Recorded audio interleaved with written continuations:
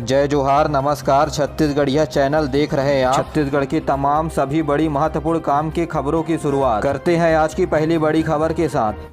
छत्तीसगढ़ समेत देश भर में चुनाव आयोग का बड़ा फैसला, अब घर बैठे बुजुर्ग और दिव्यांग करेंगे वोटिंग। यहाँ चुनाव आयोग की बैठक में अहम फैसला लिया गया है। प्रदेश के 5 लाख बुजुर्ग और दिव्यांग घर बैठे वोटिंग कर सकेंगे। इसके लिए इन वर्गों के लोगों को पहले आवेदन करना होगा। 33 जिलों के दोनों वर्गों का डाटा मंगाया गया है, तो वहीं अवैध परिवहन पर भी कड़ी निगरानी के निर्देश दिए हैं। यहाँ छत्तीसगढ़ के दौरे पर मुख्य निर्वाचन आयुक्त राजीव कुमार तथा निर्वाचन उपायुक्त अनूप चंद पांडे, इसके अलावा अरुण गोयल, प्रदेश के सभी जिलों के कलेक्टरों तथा पुलिस अधीक्षक, सभी संभागीय आयुक्त और पुलिस रेंजकों के महानिदेशक के साथ बैठक कर विधानसभा आम निर्वाचन की तैयारी की जिलेवार समीक्षा की। इसके अलावा वर्तमान में चल रहे मतदाता सूची की द्वितीय विशिष्ट संक्षिप्त पुनरीक्षण प्रगति की जानकारी ली। इसके अलावा नए वोटरों के लिए जारी किए गए मतदाता पहचान पत्र ईपिक नंबर के बारे में भी जानकारी ली। यहाँ भारत निर्वाचन आयोग की ओर से बुजुर्गों और दिव्यांगों को सहूलियत देने का प्रयास किया गया है।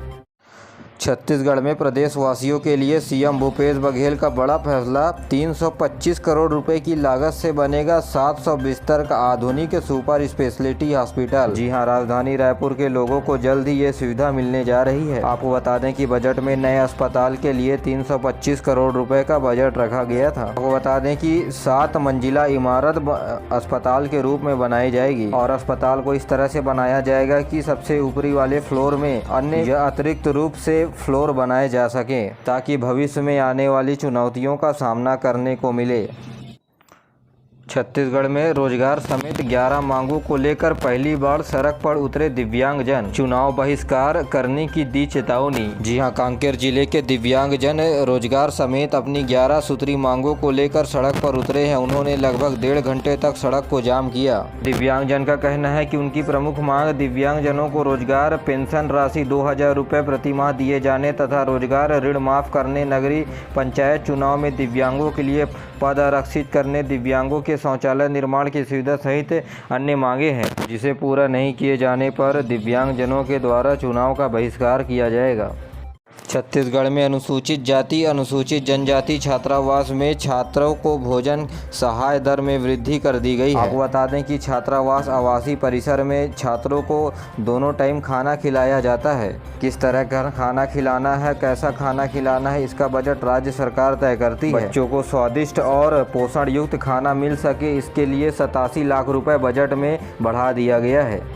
छत्तीसगढ़ के सभी अस्पतालों और पुलिस विभाग में आपातकाल की सुविधा को बढ़ाने के लिए डायल 100-112 के लिए 400 नए वाहन खरीदने की मंजूरी मिली है। आपातकालीन स्थिति के दौरान तुरंत डॉक्टर या पुलिस पहुंच सके, इसके लिए वाहन की संख्या को बढ़ाया जा रहा है। इसके लिए मुख्यमंत्री ने वित्त विभाग से 33 करोड़ रुपए की स्वीकृति दी है। इन वाहनों से प्रदेश के सभी 33 जिलों को भेजा जाएगा। आपको बता दें कि 112 की सुविधा 2018 में कुल 11 जिलों में किया गया, जिसके लिए 252 वाहन खरीदे गए थे।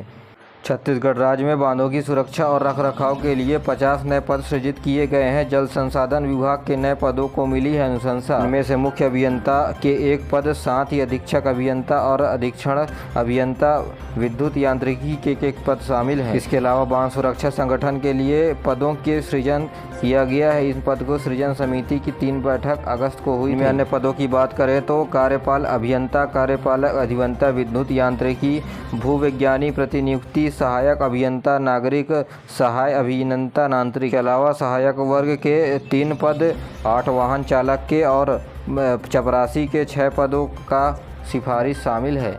छत्तीसगढ़ राज्य का एकमात्र ला हिदायतुल्लाह यूनिवर्सिटी में छात्रा की मौत के मामले के बाद गरमा चुका है और इसी वजह से 3 सितंबर तक बंद रहेगी यूनिवर्सिटी। एबीवीपी कार्यकर्ताओं ने किया हंगामा, कुलपति से मांगा इस्तीफा। हिदायतुल्लाह ला यूनिवर्सिटी में छात्रा की संदिग्ध मौत के मामला गरमाने के बाद एबीवीपी कार्यकर्ताओं ने यूनिवर्सिटी के बाहर जमकर हंगामा किया और हिदायतुल्लाह ला यूनिवर्सिटी के कुलपति से इस्तीफे की मांग की। मिली जानकारी के मुताबिक मृतिका उर्वी भारद्वाज ला यूनिवर्सिटी में 9वें सेमेस्टर की छात्रा थी। मृतिका बिहार के रहने वाली थी। पुलिस इस मामले की जाँच में जुट गई है।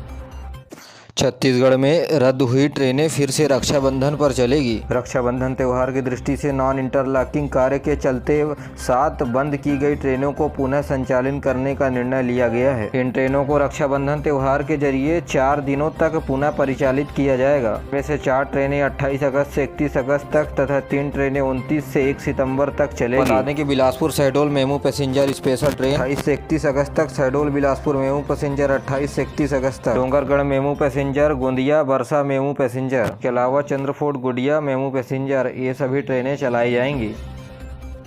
राजस्व और आपदा प्रबंधन विभाग ने पटवारियों के उनके हड़ताल की अवधि को अर्धवर्तनी अवकाश में समायोजित करने का आदेश जारी कर दिया है। आदेश में 15 मई से 15 जून तक प्रदेश में पटवारियों के द्वारा जो हड़ताल किया गया था उसे पटवारी पहल का नंबर अवकाश और अल्पावधि अवकाश में समायोजित करने का आदेश जारी कर दिया गया है। राजस्व विभाग ने सभी कलेक्टरों को इस संबंध में पत्र लिखा है। कोंडागांव नगर परिषद में अध्यक्ष पद में होने वाले चुनाव के नतीजे जारी कर दिए गए हैं। चुनाव में कांग्रेस प्रत्याशी वर्षा यादव ने जीत हासिल की है। मतदान में कुल 22 पार्षदों ने हिस्सा लिया। जहां वर्षा यादव को 11 वोट प्राप्त हुए तो वहीं भारतीय जनता पार्टी को 10 वोट प्राप्त हुए, वहीं 1 मत निरस्त हो गया। गौरतलब है कि कोंडागांव के नगर परिषद के तत्कालीन अध्यक्ष हेम कुंवर पटेल के निधन के बाद यह सीट खाली हो गई थी। छत्तीसगढ़ में आबकारी विभाग की बड़ी कार्रवाई हुई है। नकली शराब बनाने के सामान के साथ 6.5 लाख रुपए के मध्य प्रदेश से निर्मित गोवा शराब जब्त किया गया है। इस मामले में एक आरोपी को गिरफ्तार किया गया। इस मामले में सहायक आबकारी आयुक्त विकास गोस्वामी ने बताया कि बलौदा बाजार भाटापारा के आबकारी विभाग ने नकली शराब बनाने वाले के विरुद्ध बड़ी सफलता प्राप्त की है। बड़ी मात्रा में मध्य प्रदेश से निर्मित शराब, नकली ढक्कन, रैपर, स्कैनर, प्रिंटर सहित आरोपी को गिरफ्तार किया गया है। छत्तीसगढ़ के मुख्यमंत्री भूपेश बघेल ने छात्र हित पर एक बड़ा फैसला लिया है।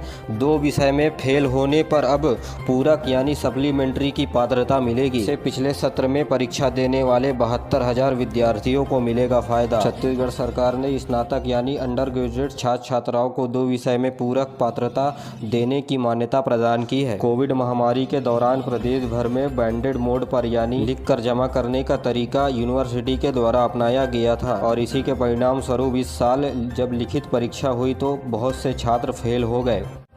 हिमाचल प्रदेश की आपदा पीड़ितों के लिए छत्तीसगढ़ वासियों की ओर से 11 करोड़ रुपए की सहायता राशि मुख्यमंत्री भूपेश बघेल ने देने के लिए की है घोषणा। इससे पहले मुख्यमंत्री हिमाचल प्रदेश के सीएम से फोन पर बात की थी। इसके बाद छत्तीसगढ़ सरकार ने मदद के हाथ आगे बढ़ाते हुए 11 करोड़ रुपए की राशि देने की घोषणा की है। बता दें कि हिमाचल प्रदेश में पिछले 1 हफ्ते में भारी बारिश जारी है। मानसून के सीजन में 55 दिनों में 113 बार लैंडस्लाइड हुआ है। जमीन खसकने की वजह से 330 लोगों की जान। हिमाचल प्रदेश में इस आपदा की वजह से अब तक 10,000 करोड़ रुपए का नुकसान हो चुका है। राज्य सरकार के द्वारा इस प्राकृतिक घटना को स्टेट डिजास्टर के रूप में घोषित कर दिया है। केंद्र सरकार और राज्य सरकारों के द्वारा लगातार स्कूल में शराबी टीचर की करतूत देखने को मिली। बोतल और डिस्पोजल लेकर पहुंचा शिक्षक, जमकर पी शराब, डीईओ की चुप्पी पर उठे सवाल। मामला पंडरिया विकास खंड के प्राथमिक शाला सरई पतेरा का है, जहां एक अध्यापक स्कूल अवधि के दौरान अपने केबिन पर शराब पीता हुआ नजर आया, जिसे कैमरे पर स्थानीय लोगों ने कैद कर लिया। वहीं पालक संघ ने स्कूल के बाहर शिक्षक के विरुद्ध कार्रवाई करने की मांग को लेकर धरने पर बैठ गए हैं। घटना मिलने पर सूचना डायल 112 पर दी गई, जिसके बाद पुलिस मौके पर पहुंची। वहीं बताया जा रहा है कि ये शिक्षक के द्वारा हर रोज का यह काम किया जाता है। वहीं जिला शिक्षा अधिकारी सब कुछ जानते हुए भी मामले में चुप्पी साधे हुए बैठे हैं। राष्ट्रीय बाल संरक्षण आयोग ने छत्तीसगढ़ में बीते 4 वर्षों के दौरान करीब 39,000 बच्चों के मौत के मामले में राज्य सरकार के खिलाफ जांच के आदेश दिए हैं। आयोग के अध्यक्ष प्रियंका कानूंगो ने छत्तीसगढ़ के मुख्य सचिव को पत्र लिखकर इस पूरे मामले की 7 दिनों के भीतर जाँच कराकर बाल संरक्षण आयोग को इसकी रिपोर्ट भेजने को कहा है। गौरतलब है कि सांसद अरुण साव के नेतृत्व में 4 सांसदों की दल ने बाल संरक्षण आयोग को ज्ञापन सौंप कर बताया था। राज्य विधानसभा में प्रदेश के उप मुख्यमंत्री TS सिंहदेव के द्वारा दी गई जानकारी में छत्तीसगढ़ में जून 2019 से जून 2023 तक 5 वर्ष तक के 39,000 बच्चों की मृत्यु हो चुकी है। आंकड़ों से ज्ञात होता है कि राज्य सरकार नवजात शिशुओं को स्वास्थ्य का लाभ दिलाने में असफल रही है। भाजपा के सांसदों ने इस पूरे प्रकरण में आयोग से जांच कराने की मांग की थी। छत्तीसगढ़ में पेंशनरों को 42% महंगाई भत्ता जल्द ही प्रदान करने की व्यवस्था की जा रही है। छत्तीसगढ़ के मुख्यमंत्री भूपेश बघेल ने मध्य प्रदेश के मुख्यमंत्री शिवराज सिंह को पत्र लिखा है। श्री बघेल ने श्री चौहान को आवश्यक कदम उठाने के लिए सहमति पत्र लिखने को कहा है, जिससे छत्तीसगढ़ के पेंशनरों को 42% महंगाई भत्ता दिए जाने का कवायद शुरू किया जा सके। आपको बता दें कि सन 2000 में मध्य प्रदेश से ही छत्तीसगढ़ अलग हुआ था, जिसके चलते साल 2000 से पहले काम करने वाले कर्मचारियों के नियम कानून मध्य प्रदेश के नियम कानून के आधार पर इनके वेतन भत्ते दिए जाते हैं। और अब पेश है मौसम का हाल। आगामी 24 घंटे के दौरान प्रदेश के अधिकांश हिस्सों में हल्की से मध्यम वर्षा होने या गरज चमक के साथ छींटे पड़ने की संभावनाएं हैं। मौसम विभाग के अनुसार बंगाल की खाड़ी के ऊपर चक्रवाती घेरा बना हुआ है। इसके प्रभाव से प्रदेश के 1-2 स्थानों पर गरज चमक के साथ आकाशीय बिजली गिरने तथा भारी से अति भारी बारिश होने की संभावना